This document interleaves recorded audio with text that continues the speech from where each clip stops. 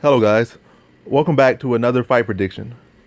And this time, the card is UFC 219 Cyborg versus Holm. This is the final card of the year to wrap up 2017. An eventful year is always in the world of MMA and UFC. So let's start out. I'm going to just do the main card. I'm not doing all the other cards, even though I will predict those. You could come to me if you want to see how I'm predicting those cards. I mean those fights. But just for this video, I'm just gonna do the main card. To keep it short, to keep it sweet. All right, let's get into it.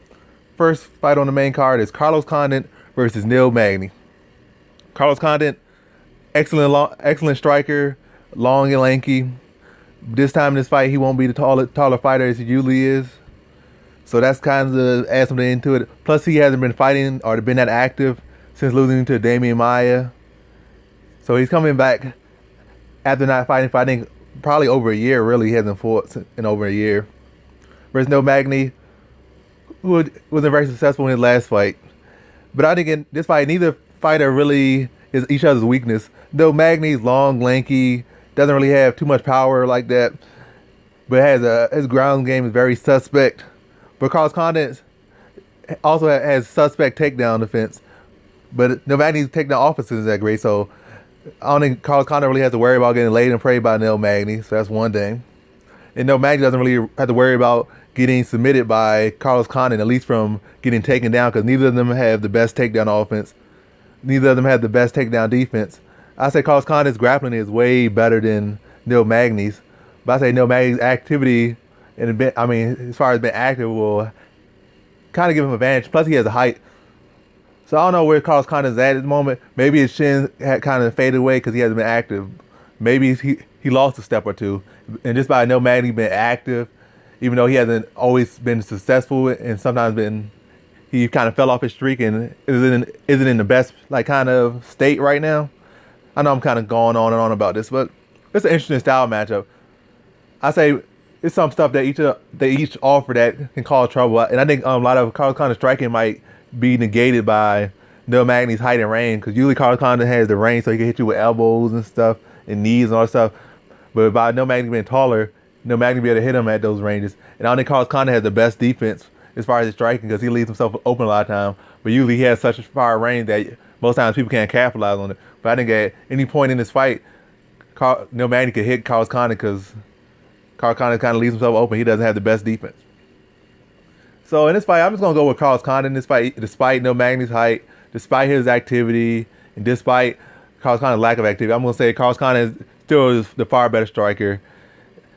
And I don't think, as far as grappling going to come in, I think they should be able to negate each other, and Carlos Condit probably should get a little bit better of the grappling. I think he'll probably it might turn into a war. But I say it's going to go to decision. Then in the next fight on the main card, we have Cynthia Carvalho versus Carla Esparza, women's strawweight division. Carla Esparza, the first champion of the women's strawweight division in the UFC.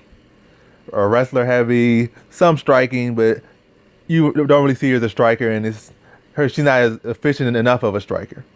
And she's fighting Cynthia Carvalho, who's supposed to have some type of Muay Thai or some type of striking background, pretty decent grappling.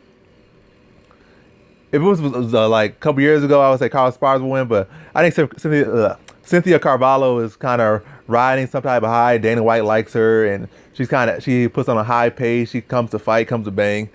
So I don't think she's going to let herself get allowed to get laid on by Carla Esparza, despite how good Carla Esparza is at wrestling. I do think Carla Esparza, even at strawweight, is kind of undersized.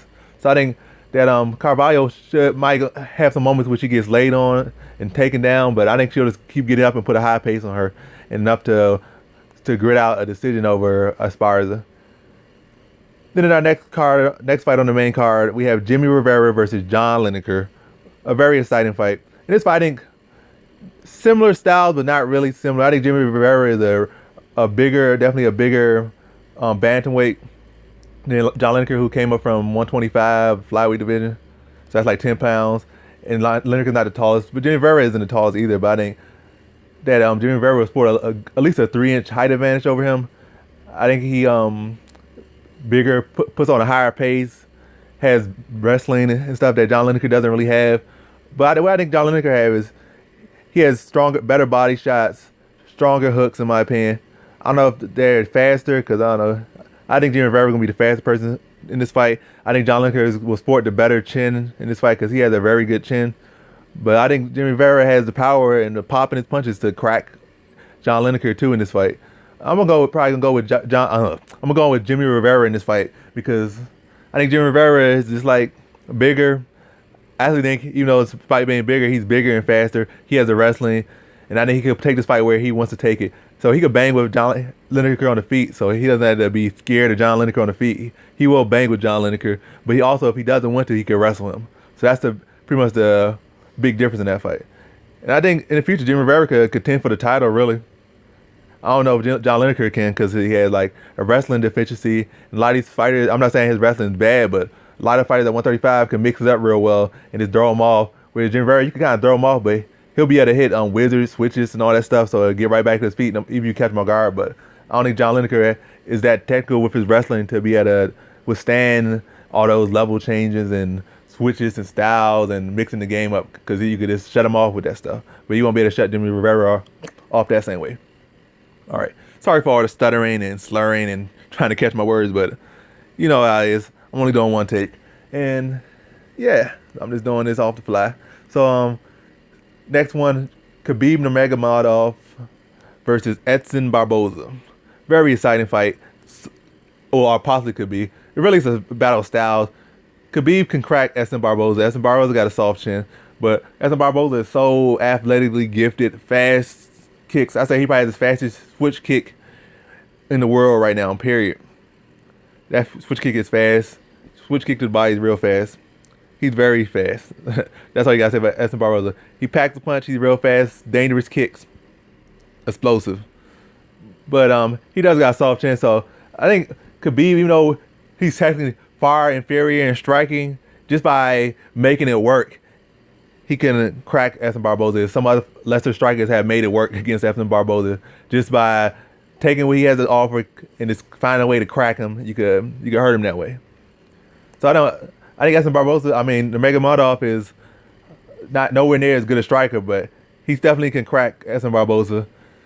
I think in this fight, it really comes down to can Edson Barboza keep his distance and crack Khabib up, bust Khabib up from a distance and like land kicks to the body, punches his head, kicks, punches, head, body, leg, tears his whole body up, but keep his distance, maintain his range, and not get caught in takedowns or caught by some power strike set up by his Khabib's wrestling approach.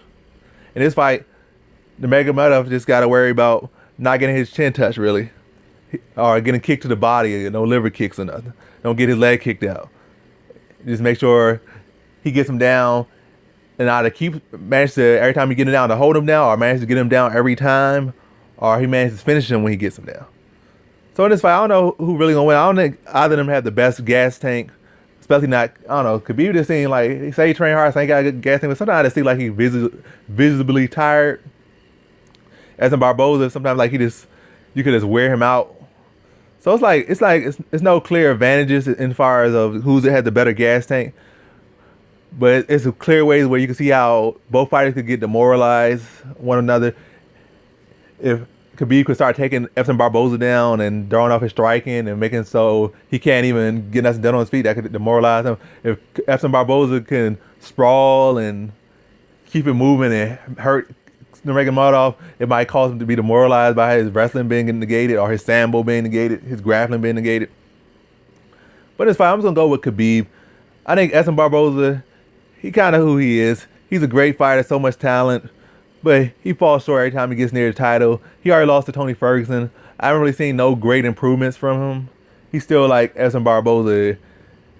And the only way he's going to change is if he somehow wins this fight, maybe that's some change. But also in this fight, I think Khabib might have a hard wake up. But instead of getting into all these X and Y's, I'm just going to go with Khabib just because I think he'll be able to get his hands on him and be able to wrestle him and put on that heavy ground and pound. It might not come quick, but I think once he gets him there, it'll be pretty much a wrap. Either he'll just, once he get him down, he'll just keep putting him down, or once he puts him down, Edson Barboza won't get up and we'll just get finished. So Khabib with the victory. All right, and this main event of the main card, Holly Holm versus Chris Cyborg. Very interesting fight. In this fight, I think Chris Cyborg definitely has been the before people, all these mainstream people hopped on Ronda Rousey. Cyborg has been then, in before, and now the most dangerous woman in MMA.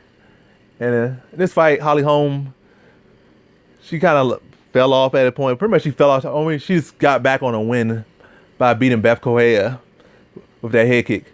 And I don't think she looked the best up until that head kick. She was kind of setting up the whole time, but wasn't looking very great. And then she caught a head kick, and she was riding a 3-fight losing streak. Now she's on a 1-fight winning streak and about to fight the baddest woman on the planet. But this fight is not like no give me or nothing. It can still play out different ways that will allow Holly Holm to win. I think Holly Holm different from a lot of other MMA fighters that maybe Cyborg has fight is that Holly Holm is actually a boxer and had that a high level boxer, world champion, several time world champion, like 18-time world champion boxer. Even though sometimes don't look like it sometimes, especially in her, like some of her last performances. Most known, notably, her fight against, I forget her name, but when she fought for the 145 title, inaugural title, like she was very predictable and just repeating the same thing and keep getting like I don't know, countered the same way, doing the same thing. Like it was like a robot that's having glitch. Like she was just stuck doing the same exact pattern, but it didn't look very technical or like she was ability to change the game plan. That also looked the same way when she fought Valentina Shevchenko. Like she got into that same 1-2 little 1-2 head kick. Like everybody know what you're gonna do. Ha ha ha ha. Do that. So like what I'm gonna do, I'm gonna like kind of bait you in a little bit. So, like play Matador, come in, catch you with a check hook. Basically, that's like it's more to it, but basically that's what kind of the counter to what she was doing. She's gonna keep coming in on a straight line. She's not cutting no angle. She just coming straight at you like a bull and you the Matador. Doing the same thing. But it's fine. I don't think Chris Cyborg really does the like she's technical, but sometimes she's not the most sweet science with it. She just kind of this brute force is her way to it. She's definitely technical, but she's like a lot of brute force. So I think Cyborg might not capitalize on it, but she has been training with Clarissa Shields here and there, so that's definitely far better than Holly Holm is right there in boxing. So in this fight, I'm just gonna cut to the chase. I think Chris Cyborg wins this fight, and she probably knocks Holly Holm out in probably the second or third round. I think Holly Holm will have her moments, and she'll be able to make it difficult. But I think when Cyborg starts tagging her, it's gonna be a wrap. And Cyborg just got here one clean time. That's gonna put Holly Holm on Queer Street. And that completes this video. You could come back and watch the video later, or kind of record these picks and see how I did with these picks and how accurate I was. But that completes the video. Thanks for watching, and I'll be posting some more fight picks in the next year, 2018. Thanks for watching, and have a great New Year's.